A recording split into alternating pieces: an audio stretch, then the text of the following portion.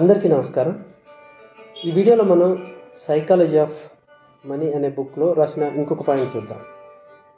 అదేంటంటే మనందరం కూడా డబ్బు గురించి ఎటువంటి ఒపీనియన్ని కలిగి ఉండాలంటే డబ్బు అనేది ఎంత తొందరగా వస్తుందో అంత తొందరగా వెళ్ళిపోద్ది.